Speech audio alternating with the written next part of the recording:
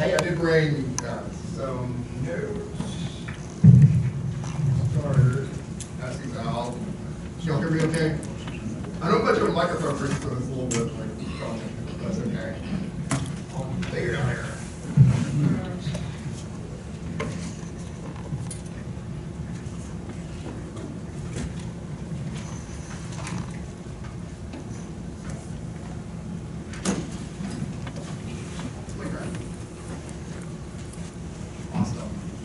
Thanks again for having me. My name is Carlos Scarpero. I am a mortgage broker with Dayton Finance.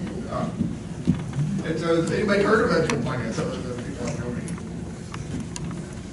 Probably not. So, Dayton Finance, we're based in Minnesota. We're one of the largest mortgage. Is that better? Yes. So, Dayton Finance is based in Minnesota. We're one of the largest mortgage brokers in the country. We actually have 1,200 loan officers all around the country. It's kind of crazy. We're licensed in 47 states now. But the reason you might not have heard of us is because there is literally one loan officer in the Dayton market. So just the people that know me are the ones that have heard of us. But we are a pretty big company. One of the really cool things about us is we're a mortgage broker, which means we can do a lot of different types of loans, which we'll go through in a minute here. And so we have 150 companies we work with. Isn't that insane? 50 different companies. And who here's worked with a mortgage broker? Anybody worked with a mortgage broker before? So it's changed a bit over the years. You know, one of the cool things nowadays with mortgage brokering, it's extremely regulated. I don't know if you guys remember back in the old days. You know, I did this 20 plus years ago where we would charge some crazy fees. Like we would charge some really aggressive fees. But now it's regulated where there's caps on fees. And the nice thing is, in most cases, the lender actually pays us the broker fee. So there's nothing really out of pocket, which is kind of cool. And so so a few things to know about Dayton Finance. Our minimum loan amount is $100,000. And so that's one thing that you have to keep in mind. That sometimes people are doing these smaller deals. Unfortunately, a lot of times we can't do those. You know, I can get exceptions in certain cases, but that's something to keep in mind. So if it's, you know, $40,000 house, I probably can't do it. But, you know, sometimes it was 97, I can get exceptions for people. And it does vary too, because that's our requirements, but then sometimes the lender that we're sending the deal to might also say, well, you know, your minimum is 100, but we actually only go to 150. And it's like, oh, great. So I guess we won't go that way, and we'll go a different way.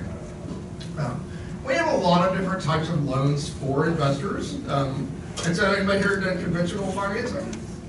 Probably, and that's the most common type of financing for investing is the conventional loan, because typically you need 20% down, but the downside of that is you need tax returns and paperwork. Anybody remember the paperwork in the conventional? Was it overwhelming? Or are you thinking, oh my gosh, I don't want to do that again? But you got to do what you got to do to get that house right. We also have other types of programs. There's another program called Home Style. They mentioned Home Style. So Home Style is a Fannie Mae program where you can actually get renovation money to fix up a house. And that's a conventional product. And so that's a great way if you're going to get a house for long term. So a lot of times, anybody here buy a house, fix it up, and rent it out? That's pretty common, right? So a lot of people do that, right? And so the Fannie Mae Home Style program is a great program because you can buy that house, renovate it, and then rent it out and create a long-term investment. The great thing about that is you can, you know, get financing for more than what you paid for the house, typically, because it's based on after value. So we do have that program, but the downside of conventional is the paperwork, and sometimes, you know, anybody here have aggressive tax returns? Anybody here have a really good accountant that's like, you can admit it. Like one last thing. We're my friends, right? Some people have really aggressive accountants, and they're like, you know what, I'm going to take everything I get, and maybe a couple things I wasn't supposed to get, but, you know, and that's okay. The great thing is that, and so the downside of conventional, the upside of conventional is the great rates. The downside is if you have super aggressive tax returns, you might show a loss, right?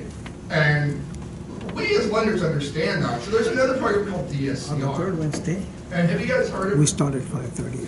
Okay, what we're doing. Have you guys heard of DSCR? Awesome, wow. So some of you have. Anybody here not heard of DSCR? Yeah. Just DSCR uses the cash flow of